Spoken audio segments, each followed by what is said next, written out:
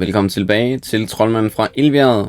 Vi er i gang med tredje del, og hvis du ikke allerede har set del 1 og del 2 af gennemgangen af den her bog, så synes jeg klart, at du lige skal hoppe forbi og tjekke de 2 andre videoer ud, for så giver tredje del altså meget mere mening. Hvis du allerede har set det, jamen så er der ikke andet for end at bare sige, lad os så komme i gang. Og så tager vi lige en hurtig resume, så du er helt up to date. Kigger på vores udstyr, våbenliste. Vi har stadig vores sværd, som vi starter med. Vi har vores lampe. Så smed vi vores læderbrynje, så vi gik total barbarstil. Og der fik vi altså den her måneskjold, som vi samlede op i stedet for. Så har vi stadig vores styrkedrik på 2 slurke. Og så har vi en usynlighedsdrik, som kan bruges 1 gang. Så har vi en sort silkehandske. Muligvis Troldmanden fra Ildbjerget. Vi ved det faktisk ikke, men vi ved bare, at han i hvert fald bruger sorte silkehandsker. Så har vi et stort stykke duftende ost. Det var der, hvor vi kæmpede mod de der 2 torturgoblinger. Og så har vi en trækølle. Og så har vi 3 korte træpinde, og det er fordi, vi har altså... Eller det har jeg i hvert fald valgt, at vi mistede en af dem, hvor vi kæmpede mod vampyren, og så har vi efterladt en, så vi kan tage noget andet udstyr med op. 11 i evne, 13 i liv og 12 i held. Og så har vi altså, hold nu fast, 63 guldstykker. Og så har vi faktisk brugt 3 madpakker, så vi har 7 madpakker tilbage. Og så har vi en bronzefarvet nøgle, som hedder 99. Meget, meget vigtigt, fordi det er altså de her nøgler her, vi skal have fat i.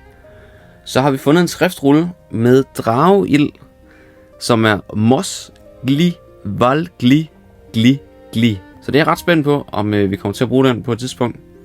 Fra Fagio di Magio. Så har vi en mega sej juvel, som troldmanden han er tydeligvis bange for. Og den har en værdi af 50 guld. Så har vi fundet en lille nøgle, hvor der står indgraveret tallet 111. Den tror jeg også, den er ret vigtig. Så har vi en sølvkrucifiks, som har en værdi af 4 guld. Så har vi fundet en bog. Og så har vi en Y-formet kæp. Hvad vi skal bruge bog eller Y-formet kæp til, det har jeg ingen idé om. Men lad os se, hvad der sker. Som sagt, vi var ved 37, som er det her kryds. Så vi kan enten gå imod nord, vest eller syd. Jeg tænker, at vi går mod vest.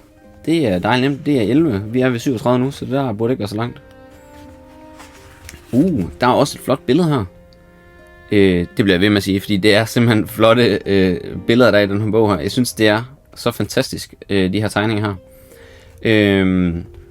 Vi læser lige teksten her, og så skal jeg nok lige forklare meget mere omkring billedet.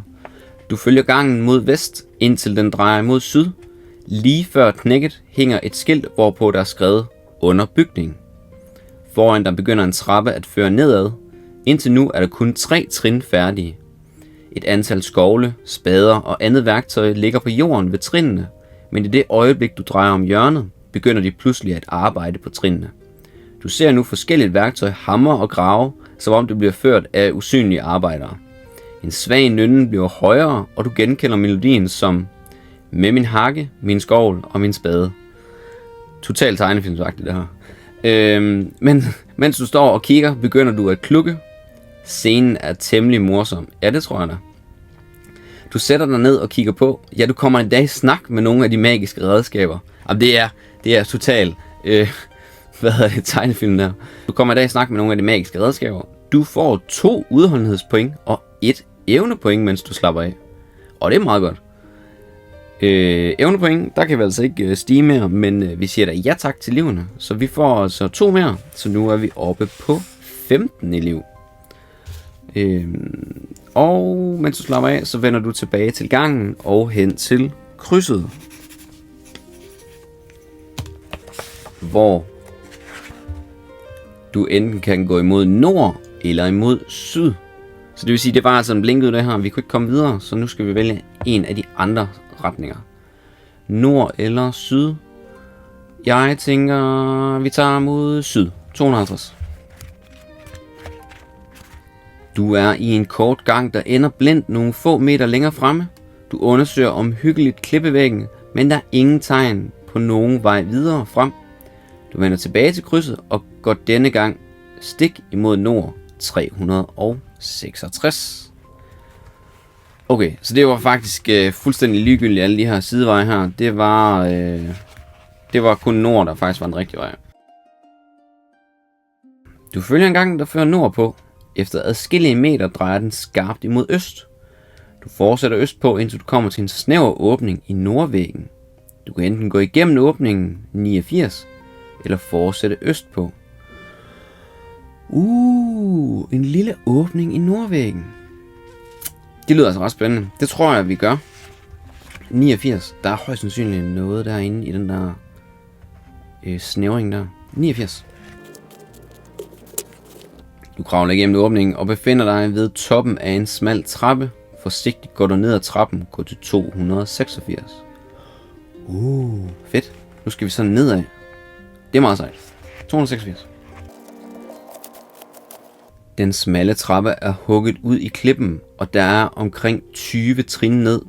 Ved foden af trappen fører en gang hen til et stort åbent kammer.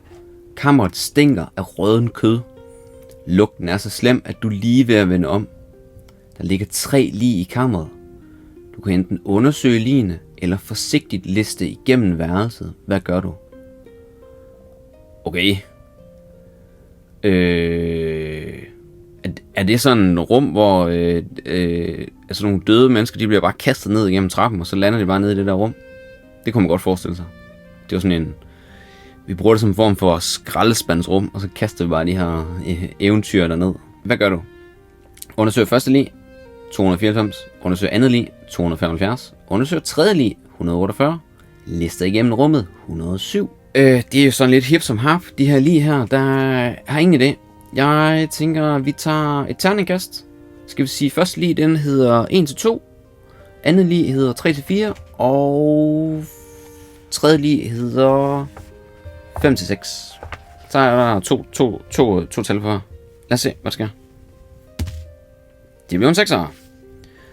Så vi tager det tredje lig, 148. Da du undersøger livet, forsøger du at undgå at se på det forfærdelige ansigt, gråt og halvrådent. Maddiker kravler ud af næse og mund. Du springer tilbage, da dets øjne pludselig åbnes. Netop tidsnok til at undgå at blive ramt af de lange, skarpe fingernegle. Det kommer hurtigt på benene og kigger på dig, mens et sadistisk smil spreder sig over ansigtet. Den var overhovedet ikke død, den der. 230. Væsenet står foran dig, en halvrøden mand. Hans øjne flakker fra side til side, mens de betragter dig. Hans lange tunge farer ud og ind af munden med en hvislende lyd. Hans tænder og negle er skarpe, og han virker ikke som om han er bange for din våben. Han er en ligæder. Vi skal kæmpe. Ligæder. Evne 8. Udholdenhed 7. Og der står her.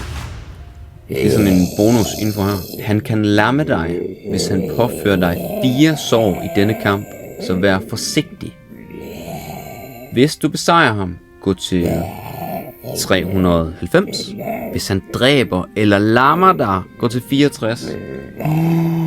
Ej, det er ikke godt.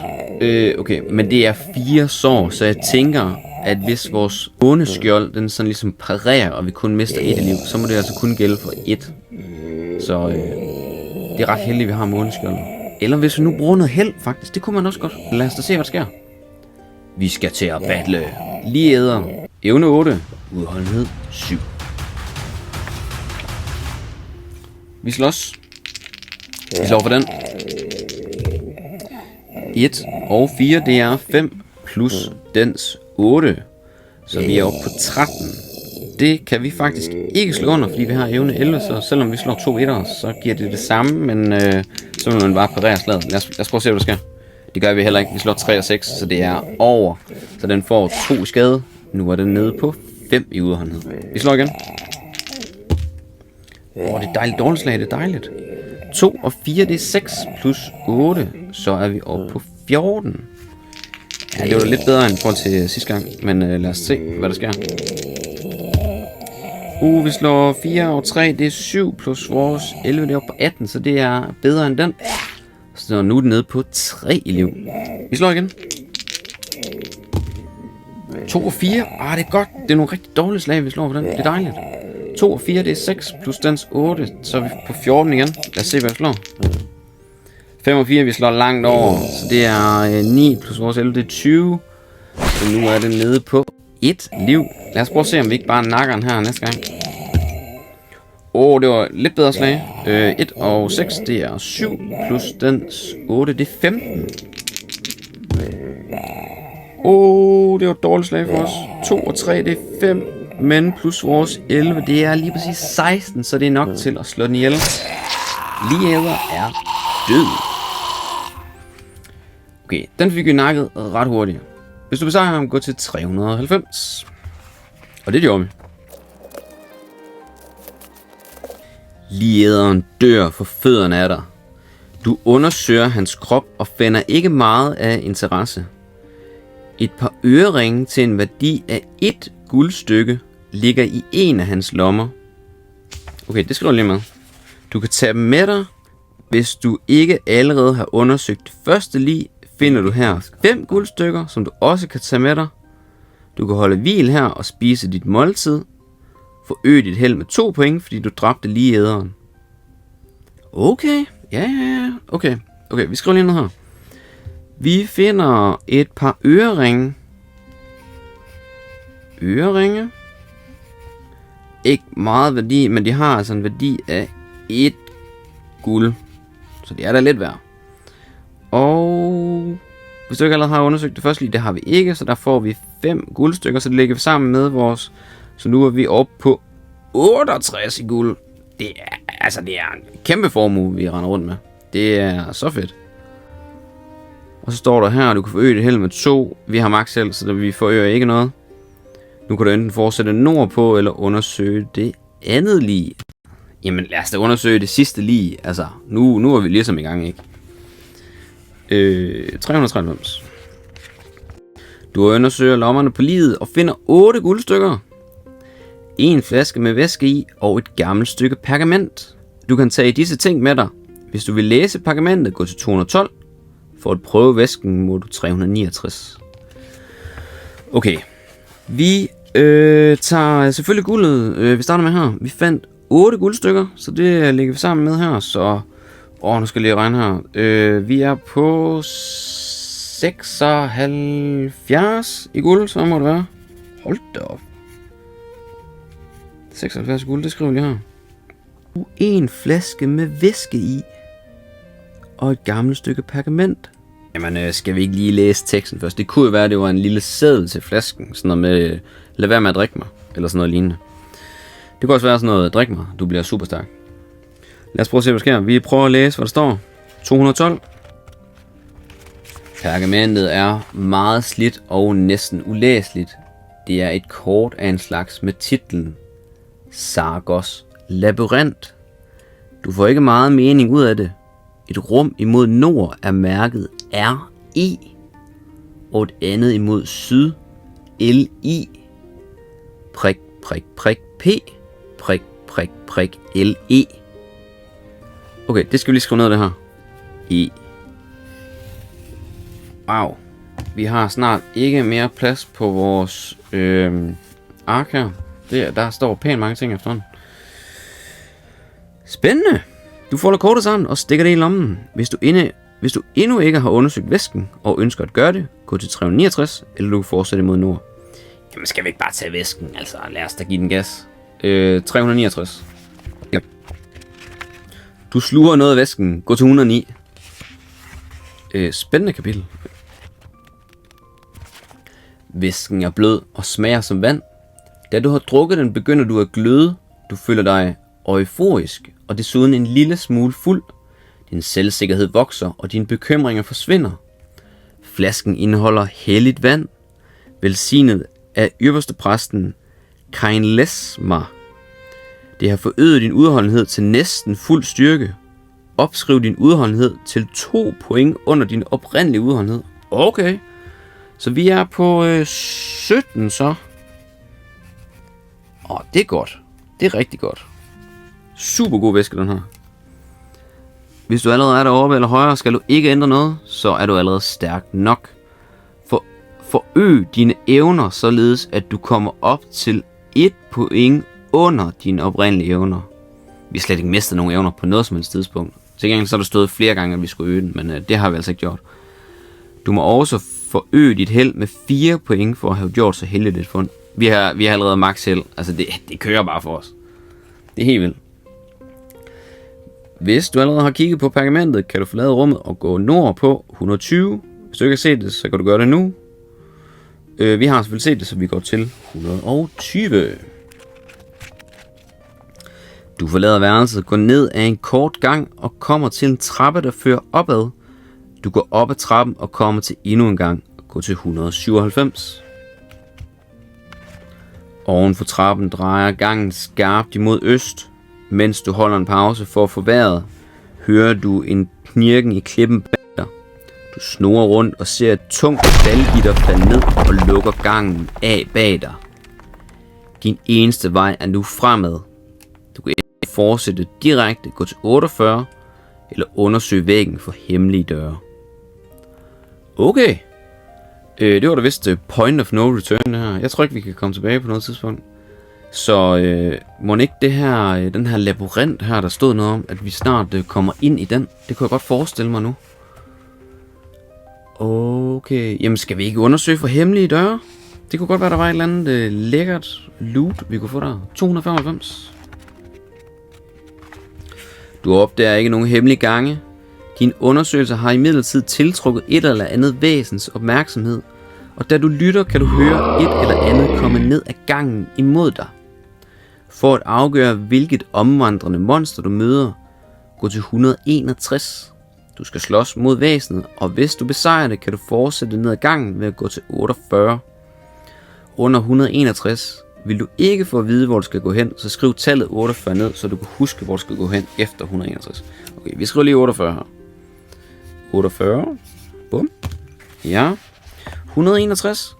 Rimelig dumt at lede efter sådan en hemmelig gang der. Hvordan han bare samlede en sten op og bare kastede ind i væggen. Nå, der var ikke noget. Så var der en ny sten op og kastede, eller hvad? Eller også træls til, at man bare brugte skulderen, som han plejer mod døre, så var han bare brast ind i væggen. Han har i hvert fald ikke gjort det særligt lydløst. Lad os bare være det enige om det. 161. Vær sikker på, at du har nedskrevet henvisning, som du fik besked på lige før. Du kommer til at vende tilbage til den henvisning for at have klaret det væsen, du nu skal møde. Din banken og skraben på klippevæggen efter hemmelige døre og gange har givet genlyd ned gennem gangen. Forskellige væsener strejfer frit omkring i underverdenen, og din larmen har tiltrukket et af følgende væseners opmærksomhed. Kast en terning. Konsulter tabellen nedenfor for at se, hvad der er dukket op. Kæmp med monstret på normal vis. Omstrejfende monstre bærer aldrig rundt på skatte. Hvis du besejrer dette monster, vend tilbage til den henvisning, du har nedskrevet. Okay, vi skal kaste en terning, og så ser vi, hvad den siger. En 6'er. Okay, lad os se. Der er sådan en monsterliste her, og en 6'er, det er en trold. Og hvad jeg kan se her, det er faktisk det værste, man kunne komme imod. Jesus da. En trold. Evne 8. Udholdenhed 4. Godt kastet, Anders. Fantastisk. Jamen, vi skal da bare kæmpe mod den. Trold. Evne 8. Udholdenhed 4. Den har sikkert ikke så mange liv, så må ikke vi klarer den på et eller andet tidspunkt. Lad os se, hvad der sker. Den slog 5 og 1, det er 6 plus 8, det er 14. Vi kaster her. Det var dårligt slag, men lad os se. 1 plus 4, det er 5. Plus vores 11, det er 16. Så det er altså bedre end de... så den er nede på 2 liv. Så vi skal bare ramme den en gang mere, så er den færdig. Lad os se. 1 og 6, det er 7. Plus dens 8, det er 15. Så vi prøver at slå her. Ej, det slår vi over. Vi slår 6 og 2, det er 8. Plus 11, det er 19. Så trolden, den er... Sådan. Stærkt. Træls Tierman, han er fuldstændig iskold. Han smadrer bare alle, der kommer ind. Han banker bare på alle væggene. Hvad så? Vil I noget, eller hvad? 48. Du befinder dig i en øst-vest korridor. Hvis du går imod øst, drejer du kort efter imod nord. For at gå den vej, skal du gå til 391. Vil du mod vest, gå til 60. Vi går mod vest, 60. Du fortsætter ned i korridoren, indtil du opdager, at vejen videre vestpå er blokeret af et stort faldgitter. Du går tilbage, hvor du kom fra. Gå til 48. Ej, vi er garanteret at gå tilbage til det der faldgitter, der faldt ned bag os. Hold da op, mand. Okay, 48. Flot. Så er der kun en måde. Det er at gå imod nord. 391. Du står i den sydlige ende af en nord-sydgående korridor. Mod nord kan du se en gang munde ud i østvæggen. Hvad gør du? Gå op til denne gang. 52. Leder efter hemmelige gange, mens du går nordpå. Altså hvis han banker på alle væggene, han møder på sin vej, så tror jeg, det er mega dumt at gå efter hemmelige døre. Går mod syd og følger svinget imod vest. Okay. Altså tidligere, hvor der har været hemmelige gange, der har vi fundet noget. Så har vi været uheldige den her gang. Spørgsmålet er, skal vi tage chancen igen? Altså vi mødte det værste sidste gang, det var trolden, og den smadrede vi bare fuldstændig. Ej, lad os prøve. Jeg ved godt, det var dumt sidste gang, men lad os prøve det igen. Og hvis den gør det anden gang, hvor Trælse Tierman, han er mega larmende, så lad vi være med det fremover. Vi leder efter hemmelige gange, mens du går nordpå. 362. Da du undersøger væggene op ad gangen, springer en hemmelig dør pludselig op og afslører en gang i vestvæggen. Gå til 177. Du står i en nord-syd korridor. Mod nord kan du se en passage mod øst. Hvis du vil undersøge den, gå til 52. Mod syd drejer gangen imod vest. Du kan gå i sydlig retning ved at gå til 391. I vestvæggen lige overfor dig er der en hemmelig dør. For at komme igennem den, skal du gå til 175. I vestvæggen er der en hemmelig dør. Den er nok ikke så hemmelig, hvis man kan se den. Jamen, lad os have den hemmelige dør. Gå igennem 175. Du står i en snæver korridor. Bag dig er der en hemmelig dør, der fører imod øst. Foran dig er der et kryds af 2 gange. Hvis du går igennem døren, gå til 177. Hvis du går ned imod krydset, gå til 267. Hvad? Så kommer vi tilbage igen. Det er som om døren den sådan drejer rundt. Nu læser vi den nok det samme igen. Hvis du går igennem døren, gå til 177. Det er faktisk lige præcis det, vi har læst. 177, 175.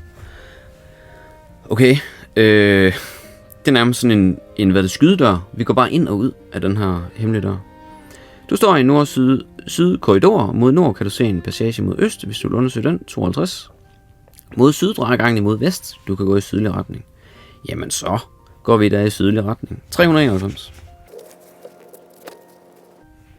Du står i den sydlige ende af en nord-sydgående korridor. Mod nord kan du se en gang munde ud i østvæggen. Hvad gør du? Går du op til denne gang? 52. Leder efter hemmelige gange. Det gør vi ikke. Det har vi gjort. Nu er vi faktisk nået tilbage til samme sted igen. Går mod syd og følger svinget imod vest. Vi går op af gangen 52. Du står nu ved et T-kryds, hvor passagen imod øst går over i en nord-syd korridor. Jeg tror, vi er inde i labyrinten lige i øjeblikket, fordi vi vandrer der bare rundt frem og tilbage. Hvis du vil mod syd, 391. Hvis du leder efter hemmelige døre mod syd, 362. Hvis du er mod syd, 391. Vi går mod syd, 391. Nej, der har vi også været. Hvad sker der? Bla bla bla bla. Du kan lede efter hemmelige gange. Det har vi prøvet. Gå mod syd, følge svinget mod vest. 48. Har vi ikke også prøvet 48? Nej, du finder dig en øst-vest korridor. Hvis du går imod øst, drejer du kort efter mod nord. Hvis du er mod vest, gå til 60. Vi går imod vest den her gang så. Du fortsætter ned i korridoren, indtil du opdager, at vejen videre vestpå er blokeret. Ej, hvad sker der? Du går tilbage, hvor du kom fra, hvor der før. Det er da irriterende, det her. Det kan godt være, at jeg fader ud på et tidspunkt. Så ser vi lige, fordi vi er da tydeligvis i en blinkede, det her.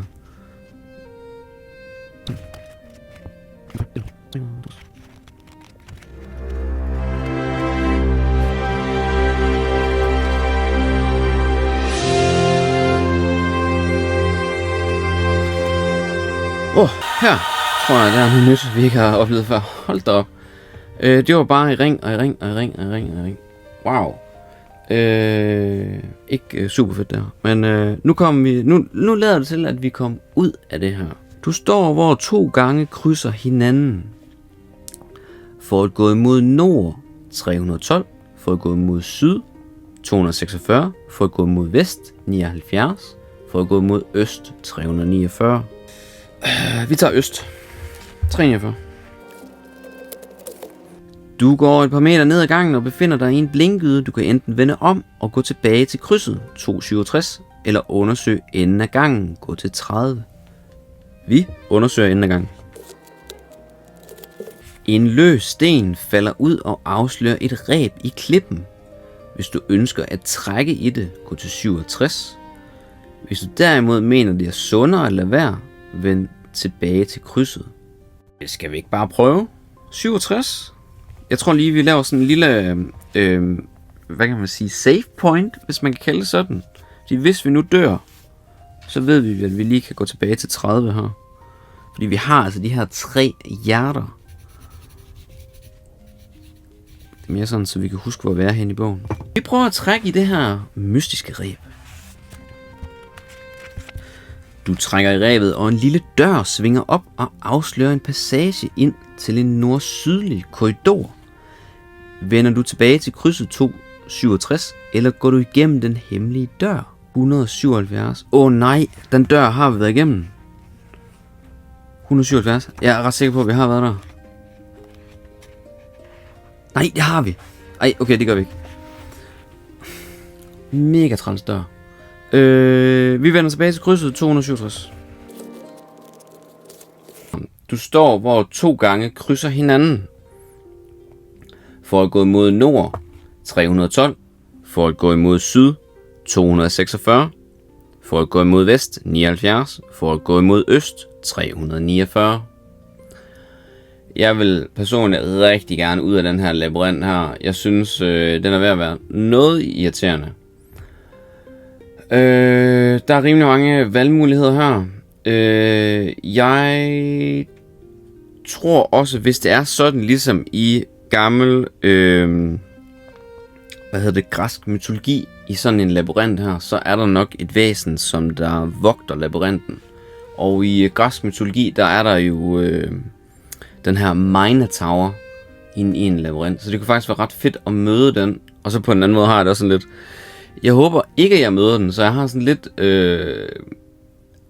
et forhold til det her, fordi at på den ene side, hvis vi så møder den, så er det nok fordi, vi kommer ind i midten af labyrinten, og så enten så dør man fuldstændig, eller så skal man kæmpe mod den. På den anden side, hvor kunne det være sindssygt fedt at kæmpe mod en Minotaur. Halv mand, halv tyr, og så er vi selv halv mand, halv tiger. Det vil være en episk kamp. Så på den måde, så håber jeg også, at vi møder en Minotaur. Det kunne jo også godt være en drage, faktisk. Når man lige tænker sig om, der er jo her på forsiden, der er jo en drage. Så det kunne faktisk godt være dragen, der var i midten af labyrinten. Hvem ved? Okay. Du står, hvor 2 gange krydser. Vi går mod nord. 312. Du følger en lang, snæver gang, der fører imod nord. Derpå imod vest. Og endelig imod nord igen. Hvor den krydses af en anden gang. Det er for sindssygt, de her gange her. Gå til 308. Du står ved et kryds. Stop. Du står ved et kryds. Mod vest drejer gangen nordpå. Efter nogle meter mod nord ender den ved en dør. Mod øst fortsætter gangen og drejer sig imod syd. Mod syd ser gangen ud til at fortsætte, så langt øjet rækker. Okay, mod nord ender den ved en dør. Er der et exit-skilt ved døren? Ja tak. Så tror jeg, vi tager den. Tænker, vi går mod nord igen. 54. Du står uden for en dør i den nordlige ende af en nord-syd-gående korridor. For at gå imod syd, skal du gå til 308. Hvis du hellere vil gå igennem døren, skal du gå til 179. Jamen, nu er vi jo gået hen til døren. Så synes jeg da, at vi skal åbne døren. 179. Prøv lige. Der er et billede af en Minotaur. Okay. Så er der en Minotaur i den her. Ej, hvor sejt. Okay, det er et vildt, sindssygt, farligt billede her af en Minotaur, der står og løfter sine 2 arme op i luften. Sådan en meget, meget muskuløs mand med et stort tyrehoved med nogle store horn, der går ud fra hovedet. Et bælte, som er et kranie, sådan et stort kranie med nogle, igen også sådan nogle tyrehorn ud fra kraniet, og nogle sådan noget klæder ned fra benene her. Og så er der bare en masse smadrede potteskår. Der er en enkelt krukke, der sådan ikke er smadret. Og så står han faktisk lige i midten af det her rum her, foran en dør. Ej, hvor fedt. Okay, Du er trådt ind i et stort, firkantet rum. I tuslået lertøj ligger spredt rundt omkring. En stor lerkrukke er stadig hel og fuld af en klar væske. Det er sindssygt godt set, at man kan se, at der er klar væske i den der lerkrukke. Fordi lerkrukke, den er jo, så vidt jeg ved, ikke gennemsigtig. Så umiddelbart så skulle væsken være så højt oppe, at man lige kan skimte der væske. Fordi jeg tænker ikke, at man kommer forbi ham her tyren og så siger, undskyld mig, må jeg lige kigge i krukken inden? Okay. En stor skål er fyldt med guldmønter. Som du træder ind i rummet, bliver døren slået i bag dig. Du drejer rundt og står over for et besynderligt væsen. Halvt mand, halvt tyr. Der stiger på dig. Det er en Minotaur, og han bevæger sig hen imod dig. Han sænker hovedet, hornene peger imod dit bryst, og han angriber. Du må slås med ham. Minotaur, evne 9, udholdenhed 9. Det er en boss fight, det her. Det er sejt. Der står her. Så er der sådan en lille bonustekst dernede. Efter 3 angrebsrunder lykkes det dig at manøvrere dig rundt, så du er i stand til at løbe ud gennem døren. Hvis du vil flygte til 54 og betale prisen. Og står der her næste her. Hvis du fortsætter kampen og dræber ham, gå til 258. Hvis du allerede tidligere har været i det rum, der dræbte Minotauren, finder du det tomt. Okay, nej. Okay, jamen vi skal da kæmpe. Sådan. Minotaur, evne 9, udholdenhed 9. Det er en episk kamp, det her, mine damer og herrer. Vi slår for Minotaur. Hold! 2 sekser. Nej, hvorfor er det altid, at det første slag, jeg skal slå, det er sådan en vanvittigt slag? Det er ligesom mod zombie, og vi kæmpede mod, der var også en anden en, hvor det først, det er sindssygt. Okay, 6 plus 6, det er 12, plus 9, så er vi på 21. Det er sindssygt højt der. Vi slår ham for bilen. Det er sindssygt. Nej, slår jeg lige 2 gange 6 igen? Hold. Jamen, vi vinder så den her runde her. Hvad så? Minotaur. Vil du noget, eller hvad? Den får 2 i skade. Nu er den nede på 7. Vi slår igen. Den her gang slår den 4 og 5. Det er 9 plus dens 9. Det er 18. Vi slår for os. Det er simpelthen løgn. 2 sekser igen fra vores side af. Jamen, der tager den skade igen. Sindssygt kast, det her. Nu er den nede på 5 liv. Det går godt, det her. Battle. Vi slår for Minotauren. 4 og 5, det er 9 plus dens 9, det er 18. Så vi slår for os. 6 og 3, det er 9 plus vores 11, det er 20. Så den bliver ramt igen. Nede på 3 liv. Og vi skal bare ramme 2 gange mere nu.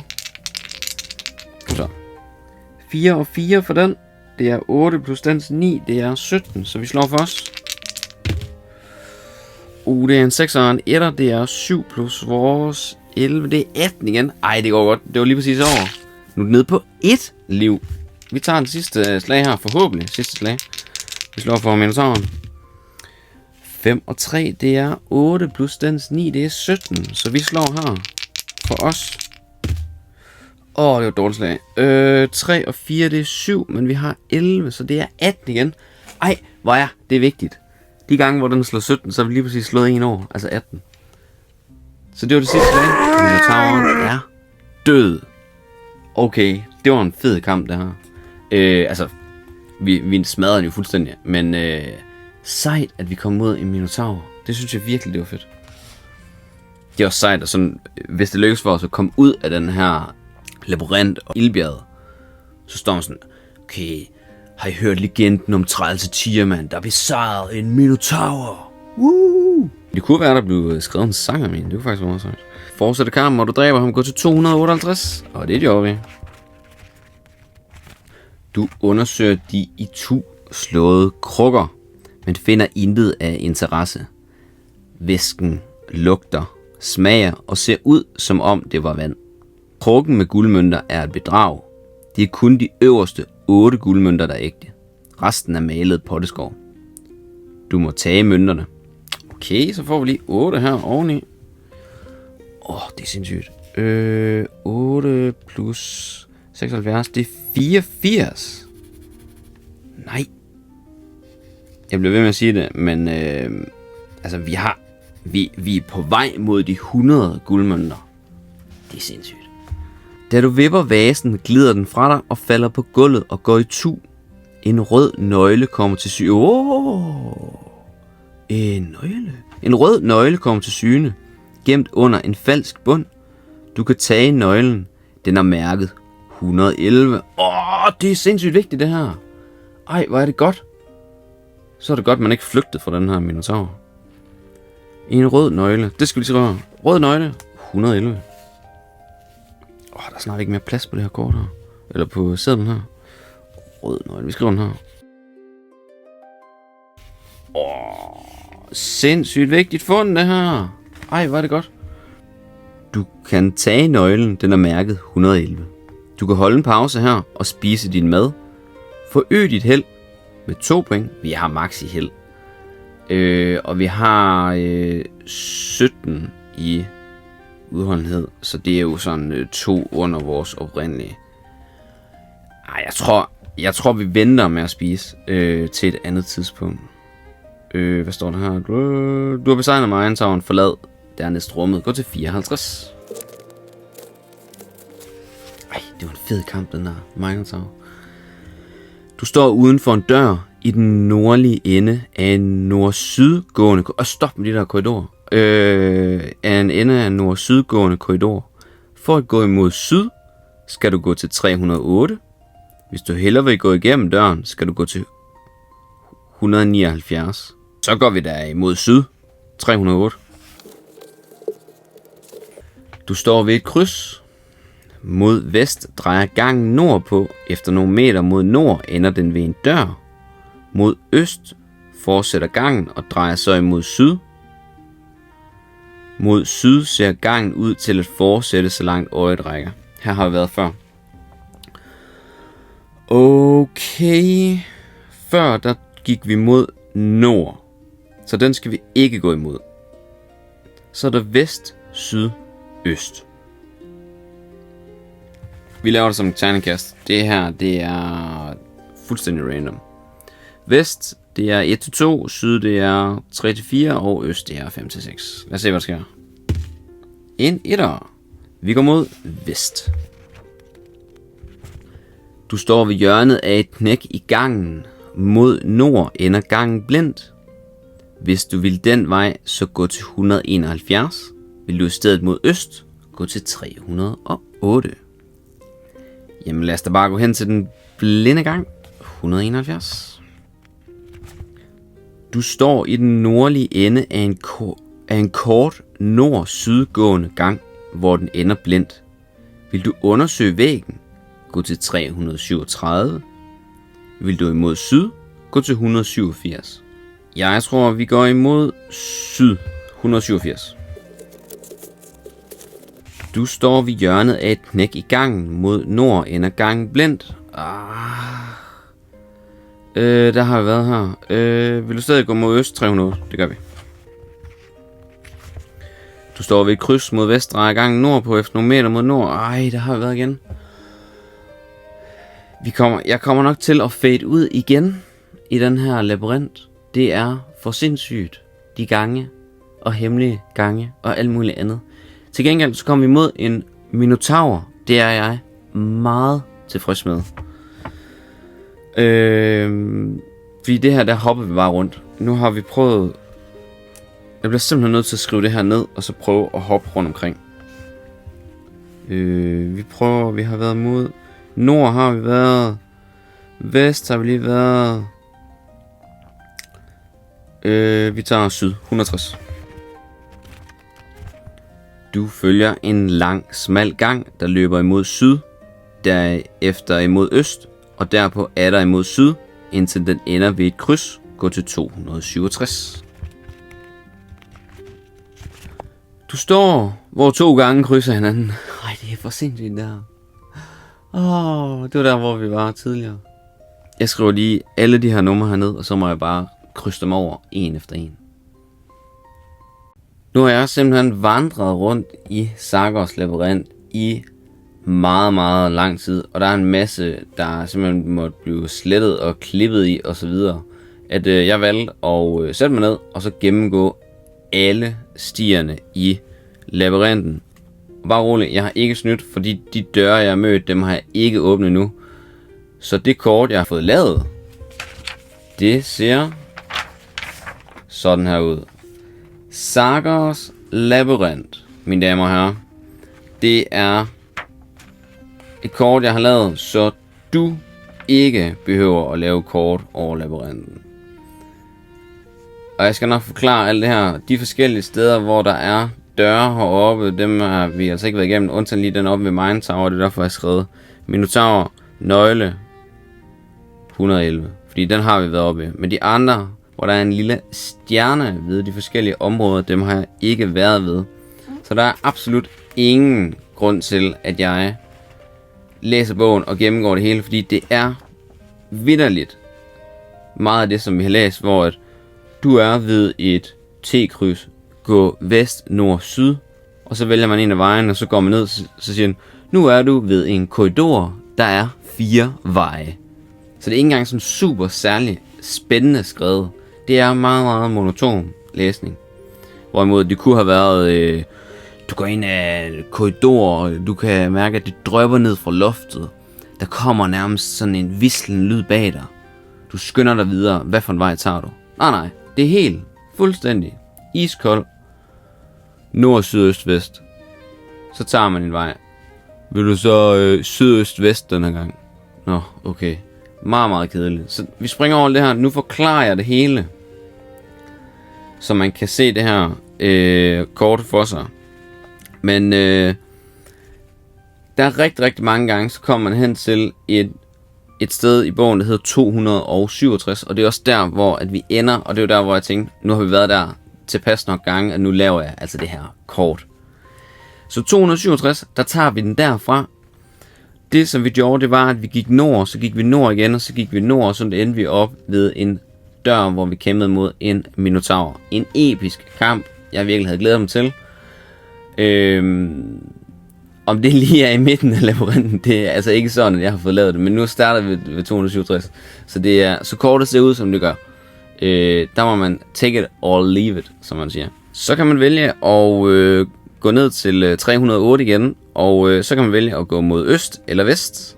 Hvis man går mod vest, så kan man vælge, om man vil gå mod nord, og hvis man gør det, så er der en blinkede, og der kan man så, når man står der, så bliver man lidt svimmel. Hvad sker der? Og så rører man sjovt nok tilbage til 267 igen. Så vi bliver kastet tilbage til det samme sted. Virkelig, virkelig træls. Så kan man for eksempel vælge, om man vil gå til øst eller vest, og hvis man vælger at gå til øst, så går man derhen, og så er der et reb, man kan trække i, og så kommer man hen til en skydedør, der hedder 177. Også et sted, vi har været rigtig mange gange. Når man er ved 177, så kan man gå til 175, og sjovt nok fra 175, så kan man gå direkte tilbage til, du gættede rigtigt, 267. Ja, lige præcis, 267. Yes. Så man kan altså vælge at gå lidt forskellige ruter her, så hvis vi går et sted hen, hvor man vandrer, nu vælger jeg bare lige at, fra 267, der kan man også gå ned syd, og så kommer man ned til en brostens belagt rute, så går man videre ned til et sted, der hedder 246, og der kan man gå mod vest, man kan gå mod øst, og man kan gå mod syd. Hvis man går mod nord, så er der en dør, der hedder 392. Hvis man går til vest, er der også en stjerne, og når man er oppe her ved nord, så kan man sjovt nok også gå til vest der. Så der er 3 forskellige punkter der. Der er en dør, 2 dør, og jeg har sat en lille stjerne hernede ved, den hedder 180, det er godt nok ikke en dør, men jeg kan ikke huske, hvad det er. Men det var i hvert fald noget, hvor jeg ikke valgte at gå videre, fordi der kunne se, det var noget ekstra der. Så der er 3 punkter nede i den her del af kortet. Og oppe, hvis man fra 267 vælger at gå mod så meget mod vest, at man overhovedet kan, kommer hen til et kryds mere, så kan man vælge at gå i vest igen, og så kommer man op mod nord, så kommer man op til et håndtag. Og der har jeg også sat en lille stjerne, og der kan man vælge enten at trykke på håndtaget, eller man kan trække i håndtaget. Og jeg har ikke læst videre derfra, fordi det er også en af de her ting, hvor der højst sandsynligt sker et eller andet. Så der er også noget, vi kan vælge. Så der er altså også sat en lille stjerne.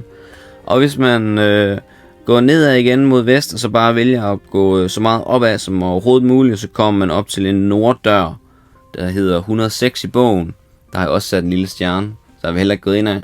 Der er en stjerne der, og en stjerne der, så det vil sige, det er 1, 2, 3, 4, 5 stjerner er der. Hvis man lander over ved 267 igen, og går mod nu skal jeg se her, nord, og så går man nord igen, så går man mod øst, så går man mod syd, og så går man mod øst, og så går man op, og så er der en dør deroppe, der hedder 227, der har også sat en lille stjerne. Så hvis man tager 1, 2, 3, 4, 5, 6, så der er 6 områder i den her labyrint, hvor vi ikke har været. Resten af hele labyrinten, det er bare frem, tilbage, højre, venstre. Vil du søge efter hemmelige gange? Du er dum, du kaster sten ind i væggen, der kommer et uhyre. Og så kommer der uhyre, der sker ingen skid, og så ruller du bare tilbage igen. Eller du søger efter en hemmelig gang. Du bliver sjov nok svimmel og ender ved 267 igen. Nej, det vil jeg sørme ikke. Så vi vælger at slå et terningkast på de forskellige områder her. Igen. Så hvis vi tager den øverste op, så er det 1. Så siger vi 2 ved håndtaget, så siger vi 3 over ved den her norddør. Så siger vi 4 ned ved den her norddør. 5 ved en vestdør, og 6 ned ved en østdør hernede i bunden. Så det er totalt random, hvad der kommer til at ske nu her. Det blev 2. Så det vil sige, at ikke den der, men den derovre. Den der hedder 227. Mine damer og herrer, vi skal i gang i bogen igen. Det her var kortet over Sarkos labyrint. Der er et flot billede her. Nej, det er nogle dværge, der sidder ved et bord inde i et rum, og det ligner, at de sidder og spiller kort. Jamen lad os da se, hvad der sker. 227. Døren går op, og du befinder dig i et røgfyldt rum. Omkring et træbord sidder der 4 små mænd på omkring 1 meter i højden. Det er højst sandsynligt dværge, måske. Men åbenbart voksne. Med værbit hud og langt busket skæg. Ja, det kunne godt være dværge, dem her. De banner, ler og fortæller vittigheder, mens de spiller kort. De sidder alle tilbagelænet og bakker kraftigt på deres lange kridtpiber. På bordet ser du nogle kobberstykker og 4 ølkrus. Det ser ud til, at de hygger sig. Sådan. Da du træder ind, stopper deres munterhed. De er på vagt, men virker ikke farlige. Den ene rejser sig og siger et eller andet om din mangel på manerer, ved ikke at banke på, før du trådte ind. De øvrige nikker bifaldende. Hvad gør du? Så kan man vælge her. Sludre med dem og prøve at blive venner med dem. Gå til 131. Undskylder og trækker dig tilbage. 291. Spørg om du kan være med i spillet. Og så den sidste her. Trækker dit sværd og angriber deres leder. Okay, jeg synes det virker lidt voldsomt, når vi begynder at angribe. Skal vi ikke prøve at snakke med dem? Sludre med dem og prøve at se, om man kan blive venner med dem. 131. I snakker om forskellige ting, og dværgene virker ivrige efter at være venlige. De føler sig alene i grotterne, med så meget ondskab omkring sig, og de er lykkelige over at tale med en besøgende, der ikke er ond. De fortæller dig, at du befinder dig i Sargos labyrint. Ja, det har vi fundet ud af. Den eneste vej ud er at gå dybere ind i grotterne. At forlade rummet, dreje til højre og igen til højre, til venstre, og så fortsætte lige ud. Og så begynder de at blive lidt vage, som om de ikke længere er sikre på, hvad der er rigtigt. Okay, skal vi lige hurtigt se på kortet, hvad er det, de siger? Dybere ind, forlade rummet, dreje til højre, det kan vi jo så ikke. Allerede der går det galt. Rigtig godt husket. Jeg tror, de har fået lidt for meget øl her. Så det vil sige, når man går ud af rummet, man kan ikke dreje til højre, man kan dreje til venstre. Med mindre at det er sådan, at når man kommer ud af rummet, at man har snuden den her vej, så vil det være til højre, ja. Det kan selvfølgelig også godt være. Til højre, og så til højre igen. Til venstre. Ej, det passer ikke. Hvis så går det jo bagud. Og så fortsætter lige ud. Okay, det giver ingen mening der. Nej. Okay. Det giver slet ikke nogen mening. Jeg tror, I har bare været lidt for meget på de pibe der, og fået lidt for mange bajser her hen ved bordet. De har vist drukket lidt for meget øl. Du kan, hvis du ønsker det, indtage et måltid mad, men du vil være nødt til at dele med dem, og vil derfor kun få halvt så mange point som normalt. Når du opskriver din udholdenhed, du takker dem til sidst og drager afsted. Gå til 291. Ja, så det vil sige, så går man ud af rummet igen, så det her rum, det var bare, men det var 4 dværge, som sad og spillede kort, og de hygger sig bare, og de var altså ikke ondsindede. Nu har vi altså prøvet mulighed nummer 2 her i Sargos labyrint. Så tænker jeg, at vi slår med terningen igen. Hvis det bliver en 2, så slår vi selvfølgelig en gang mere. Og ellers så tager vi bare samme rækkefølge. Den hedder 1, 2, 3, 4, 5, 6. Ja. 1, 2, 3, 4, 5, 6. Yes. Vi slår. Bum, bum. Det bliver en 3'er. Vi skal hen til håndtaget herovre. Så det vil sige, at vi går ned ad ruten her. Mod øst, mod øst, mod øst, mod øst. Og så går vi op nord, og så er der et håndtag. Man kan enten trykke eller trække i håndtaget. Det er altså hip som hap. Jeg ved det ikke. Umiddelbart, når man ser et håndtag, vil man så trykke på det? Vil man ikke trække i det? Jeg tror, vi prøver at trække i det. Det er nummer 12. Da du trækker i håndtaget, fylder en øredøvende larm gangen. Du skubber febrilsk håndtaget tilbage for at stoppe alarmen, men skaden er sket. Du kan høre fodtrin, der nærmer sig af korridoren. Gå til 161 og se, hvad der kommer. Skriv tallet 12 ned, så du kan vende tilbage hertil efter kampen.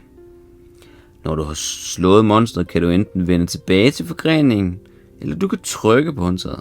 Så det var altså en fejl, at vi kom til at trække i håndtaget. Så nu skal vi battle. Vi skriver tallet 12 ned. Det gør vi hernede på kortet, så vi kan huske det. Og vi skal mod 161. Der har vi været på et tidspunkt, og det er der, hvor vi skulle kæmpe mod en trold. Så lad os se, hvad vi kommer til at kæmpe mod den her gang. 161. Den der. Vær sikker på, at du har nedskrevet henvisning, bla bla bla, bla bla bla, kast en terning, konsulter tabellen nedenfor for at se, hvad der dukker op. Og herover i siden, der er der altså 6 forskellige monster, man kan komme imod, så tallet 1-6, det giver altså et vilkårligt væsen, vi skal battle imod. Vi tager en terning, hvor vi slår. Lad os se, hvad der sker. En etter. Nummer 1 er en goblin. Evne 5, udholdenhed 3. Det er tid til kamp. Let's battle. Godt, goblin. Vi slår 2 terninger. Øj, prøv at høre, det er sindssygt. Der er bare et eller andet med det første kast. Nu slår jeg 2 sekser igen for den her. Jamen, det er jo vanvittigt. 2 sekser, det er 12, og så plus dens 5, så er jeg på 17. Det er et rigtig godt terning evnetal. Lad os se, hvad vi selv får. Ej, vi slår 1 og 2. Det vil sige, det er 3 sammen med vores 11, som jeg har her. Nu skal vi vende kortet rigtigt. 11 her. Så det er desværre ikke nok. Det er 14 mod dens 17. Vi har heldigvis måneskjolder, så det kan vi lige prøve at slå. Det blev en 6'er. Jamen, det er så fantastisk. Men skal vi ikke lige... Vi har jo også 12 i held. Så lige meget hvad vi slår der, så vi gør det bare lige alligevel. Ja, 4-4. Det er under. Så vi mister 0 i skade. Og det er fordi vores måneskjold, det tog det ene damage, og vores held, det tog det andet. Så buhu til dig, goblin. Super godt måneskjold. Dejligt. Nu er vi altså nede på 11 i held. Ja, vi slår igen for goblingen. Lad os se, om vi kan gøre det bedre her. 4 og 5, det er 9, plus dens 5, det er 14. Vi slår for os. Vi slår 6 og 1, det er 7, plus 11, det er 18. Så den har fået skade nu nede på 1 liv. Vi slår igen for goblingen. Og 2 etter, det er langt under vores, så goblingen den er død. Yes, smukt. Vi går tilbage til tallet 12. Der står her, når du har slået monsteret, kan du enten vende tilbage til forgreningen, eller du kan trykke på håndtaget. Vi trykker på håndtaget. 364. Da du trykker på knappen, kommer der en lille åbning til syne i klippen. Du kan enten ignorere den og vende tilbage til forgreningen, gå til 256, eller du kan kravle igennem, gå til 373. Du skal træffe beslutningen straks, da døren lukker af sig selv efter cirka 1 minut. Det er vildt. Okay, jamen, vi er eventyr.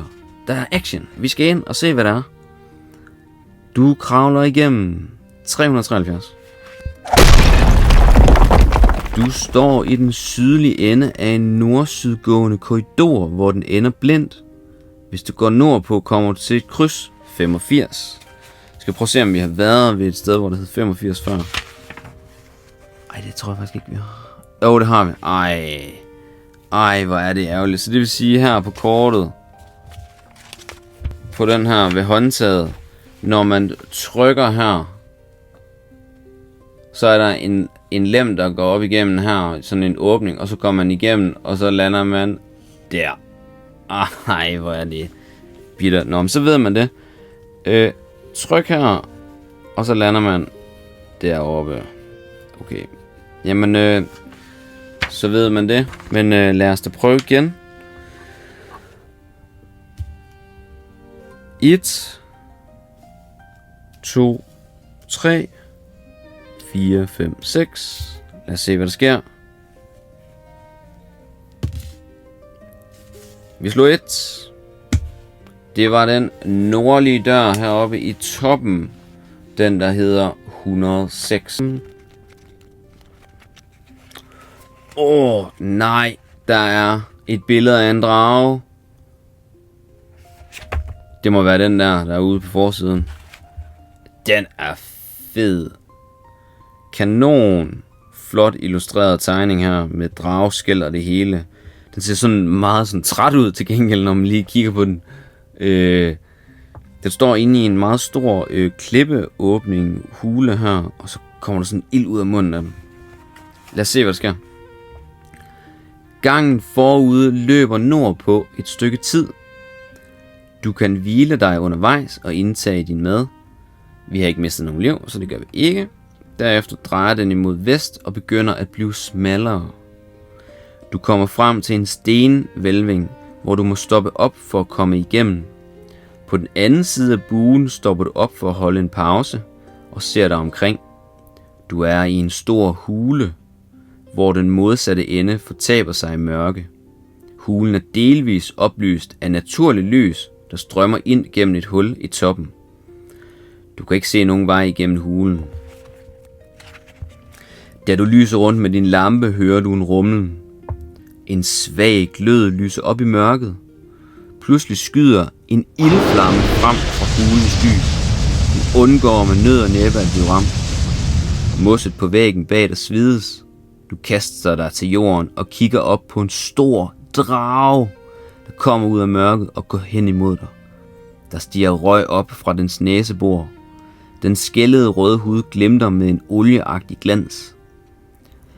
Bæstet er omkring 15 meter langt. Hvordan vil du takle det uhyre? Så står der her. Trække dit sværd og forberede dig på kamp. Det tror jeg så ikke. Lede i din hukommelse efter et eller andet middel til at bekæmpe det med.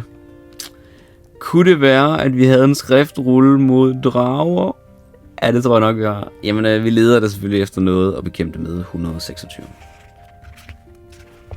Siger navnet Farigo Di Maggio der er noget? Ja, det gør det. For det var nemlig ham, der havde lavet den her ildformular skriftrulle. Hvis ikke, må du kæmpe mod dragen, gå til 152. Hvis ja, gå til 26. Du husker Di Maggios lille læderindbundne bog og mumler stille trylleformularen, der står i den. Du råber højt til dragen, når du stopper op. Den lægger hovedet til den ene side og kigger mistænksomt på dig. Du kaster en sten i hovedet på den, som rammer den på næsen. Og det var modigt gjort. Bæstet udstøder et frækt brøl, ånder dybt ind. En brølende lyd vælger frem fra dens hals. Dragen ånder ud, og mellem dens tænder kan du se en ildkugle under dannelse. Du gør dig klar, og da ildkuglen vælger frem fra dragens mund, råber du. Mot gli val gli gli gli Di Maggio. Ildkuglen standser. Med et skrig af smerte prøver dragen at ryste flammerne væk fra snuden. Men ilden fortsætter. Brølen vender dragen om og springer ind i mørket, mens den hoved vivler fra side til side. Gå til 371. Jeg tror faktisk lige, vi har besejret dragen. For uden at juble alt for meget. Lad os lige prøve at se, hvad der sker. 371. Du er i sikkerhed for øjeblikket. Du undersøger hulen og opdager en gang, der går mod vest. Gå til 274. Du kan holde en pause og spise din mad, før du fortsætter. Forøg dit held med 3 point, fordi du besejrer dragen. Så er vi altså oppe på fuld held nu. Gå til 274. Altså, vi nedlagde ikke dragen, men jeg tror at den fik en grim overraskelse over, at den havde nok ikke lige troet, at vi kunne sådan en sådan trylleformular. Så den rystede sådan helt på hovedet, og var sådan meget sådan konfus over det, og højst sandsynligt rammede ind i de her klippevæg her. Jeg ved ikke, om den brændte sig ind i munden, eller hvad den gjorde, men vi undgik i hvert fald at komme op og kæmpe imod den, og det tror jeg, det var en rigtig, rigtig, rigtig god idé. Og det er meget, meget heldigt, at vi ikke skulle det. Gå til 274. Du forlader hulen af en lang, smal korridor. Efter et par 100 meter kommer du til en stor trædør, der står lidt på klem. Du skubber den forsigtigt lidt mere op og stikker hovedet indenfor for at se, hvad der er i rummet. Her ser du en gammel mand lege med et spil kort ved et bord. Han ser harmløs ud, gråhåret og langskægget. Han sidder ned. Hvad gør du?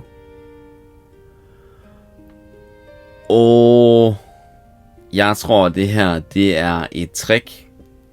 Kan I huske det i starten af bogen, hvor de sagde, at troldmanden han havde et sæt spillekort? Prøv at høre, jeg tror det er troldmanden det her. Jeg tror det er... Han prøver bare en ars. Der står her. Vil du styre det ind med hævet sværd for at overraske ham? Det tror jeg ikke, det er nogen god idé. Banke på døren og træde ind og hilse venligt på ham. Gå ned på alle 4 og forsøge at kravle ubemærket ind i rummet. Nej, hvor lyder det dumt. Okay, medmindre han sidder med ryggen til, selvfølgelig. Hvis han sidder foran og kigger ind mod døren, og han kan se, at vi sådan kravler ned på alle 4, og sådan lister os ind. Han må bare tænke, ham der, han er retarderet. Den eventyr der, han kommer selv ud for et uheld. Jeg behøver ikke engang kæmpe mod ham. Okay, vi går ikke ned på alle 4. Det synes jeg simpelthen, det virker for at være det fjollet. Og jeg tror heller ikke, vi skal styre det ind og angribe ham. Det tror jeg altså også, det er lidt for drastisk. Han er trods alt en troldmand. Jeg tror, vi skal gå lidt mere taktisk til værks. Vi banker på døren, og så træder vi ind, og vi hilser pænt på ham. 356. Den gamle mand ser på dig, modtager din hilsen og beder dig tage plads. Du sætter dig og bemærker, at han stiger på dig. Hans gennemtrængende stiger bliver hypnotiserende, men du opdager det og bryder øjenkontrakten. Han åbner munden for at sige noget, og til din store overraskelse er det ikke en gammel mands stemme, men derimod en kraftfuld stemme, der fylder hele rummet og virker som om, at den kommer fra selve væggene. Du kaster et blik hen imod manden og kan se, at han begynder at ændre sig for øjnene af dig. Han er imponerende høj. Hans laser er... hvad står der her? Her. Hans laser er blevet til en pragtfuld kjortel af fløjl og guld. Hans sorte øjne er fikseret på dine. Han har ventet dig. Gå til 358. Og så er der et flot billede her af troldmanden. Men lad os lige se, hvad der står først. Denne kamp vil kræve al din styrke og snilde. Det er troldmanden, vi skal battle. Kræv al din styrke og snilde. Din modstander er forsvundet og dukker op igen i den modsatte ende af verden. Okay, han kan simpelthen teleportere. Okay, han bliver ledet ham her. Dukker op igen i den modsatte ende af værelset. Lige over for en dør med 2 låse. Hvordan vil du nærme dig ham? Gribe fat i sværdet og rykke frem. Jeg tror, det er en rigtig dårlig idé at angribe med sværdet. Undersøg din rygsæk for et bedre våben. Ja. Se dig omkring i rummet efter noget, du kan bruge til forsvar eller angreb. Men våben. Våben. Hvad har vi af våben? Vi har hammeren, træhammeren. Og vi har de her træpæle. Men er en diamant et våben? Fordi vi ved jo ved billedet, at han blev virkelig bange for diamanten. Hvis man nu tager diamanten op, og han siger, nej, jeg springer ud af vinduet, så bange er jeg. Agtigt. Men det... det ved jeg ikke. Ej, lad os lige prøve at se, om vi har noget i rygsækken. Altså, vi er... Det er jo sindssygt så mange ting, vi har med os. Så der må der nærmest være et eller andet. 105. Du undersøger din rygsæk. Hvad er der i den? Du kan forsøge at anvende en af følgende genstande, hvis du har dem på din udstyrsliste. Usynlighedsdrik. Den har vi faktisk ikke prøvet at bruge. Kyklopens øje, og det er diamanten. Et stykke ost, det har vi, men det tror jeg virkelig ikke, det er nogen god idé. Men mindre han bare sådan, den her ost her, den har jeg bare ventet på. Jamen, du får min skat for den her flotte, ildelugtende ost. Bue og sølvbil, den har vi ikke. Den har vi ikke stødt på. En Y-formet kæp, den har vi også. Men hvad vil det gøre godt for? Så skulle det være sådan en magisk kæp eller andet. Ej, umiddelbart så siger jeg, at vi skal bruge øjet, fordi det ved vi fra den her maleri, at det var han bange for. Vi tager 382, Kyklopens øje. Du holder øjet op foran ham, og juvelen begynder at gløde. Du retter den imod ham, og han begynder at skrige. Ah! Eller sådan noget lignende. Han strækker sig. Han trækker sig op i et hjørne, og en lysstråle skyder ud fra juvelen. Da den rammer ham, styrter han til jorden, og en underlig forvandling begynder for øjnene af dig. Han begynder at skrumpe ind og bliver synligt ældre. Hans hud rynkes og revner, og han bliver langsomt til en ubestemmelig bunke i hjørnet. Efter nogen tid holder juvelen op med at gløde, og du nærmer dig den livløse tøjbunke. Hans kåbe er alt, hvad der er tilbage. Gå til 396. Nej, hvor sindssygt! Så vi bare sådan laser stråler ham, så han er blevet til nærmest en pulver, og hans kåbe ligger tilbage. Det var da vanvittigt. 396. Da troldmanden er besejret, ved du, at din opgave er ved at være løst. Du nærmer dig døren med de 2 låse. Der er ingen nøgler i nabolaget. Du fremdrager 2 nøgler fra rygsækken og prøver dem med låsen. De drejer rundt. Du åbner døren og ser dig omkring. Gå til 242. Hvis du ikke har nogen nøgler, må du prøve at slå døren ind. Jamen, det har vi. 242. Vi har jo faktisk hele 3 nøgler. Vi har en nøgle 99, som er bronzefarvet. Så har vi en, nu skal jeg lige finde her, en lille nøgle 111, og så har vi en rød nøgle, der hedder 111. Vi går til 242. Døren fører ind til et lille svagt oplyst rum. Væggene er dækket med broderede gobeliner med tråde af guld og sølv. Et enligt lys, der brænder i det ene hjørne, kaster et svagt lys hen over et lavt bord, der står midt på gulvet. På bordet står der en stor kiste. Du går hen imod kisten for at undersøge den. Pludselig fyldes rummet af en mystisk lyd, hvis udgangspunkt er ubestemmelig. Det lyder som rumlen fra et tordenvejr under opsejling. Du nærmer dig kisten og kan se, at den er låst med 3 låse. Lyden tager til. Jo nærmere du kommer kisten, hvad gør du? Prøv at hugge den i tu med det sværd. Ej, det er åndssvagt dumt, når man har nogle nøgler. Så skal man da prøve det først. Kigger i din rygsæk efter nogle nøgler, der passer til låsen. 139. Det gør vi. Gennem dette eventyr vil du være faldet over forskellige nøgler og burde have samlet nogle af disse op. Du skal nu bruge 3 af nøglerne for at åbne låsen på kisten. Okay, vi har lige præcis 3 nøgler. Det her er knæk eller bræk. Det er enten så sejrer vi, eller så falder vi med stil, synes jeg. Fordi jeg synes, vi har gjort det godt. Det synes jeg virkelig. Okay, hvis nøglerne er... Hver nøgle er kendetegnet ved et nummer. For at afgøre, om du har de rigtige nøgler, skal du lægge de 3 tal sammen. Gå nu om til det afsnit, der har samme nummer som de 3 tal til sammen, hvor du så vil se, om du har de korrekte nøgler. Okay, jamen... vi har jo en nøgle 99 plus 111. Det giver 210. Og så har vi en nøgle, der hedder 111 igen. Det giver så 321. Skal vi prøve at se efter, om det er rigtigt? 321. Jeg håber det er rigtigt. Gå til 169. Ej, så er vi bladret til 3. Prøv at se, gå til 169. Det er da vist også bare for at fylde lige her afsnit ud. Nå. Okay, vi holder spændingen op. Gå til 169.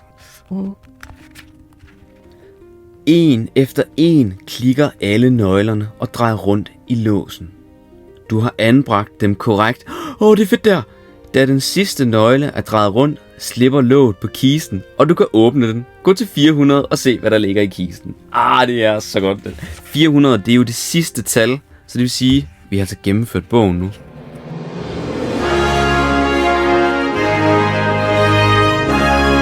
her, det er sindssygt tilfredsstillende.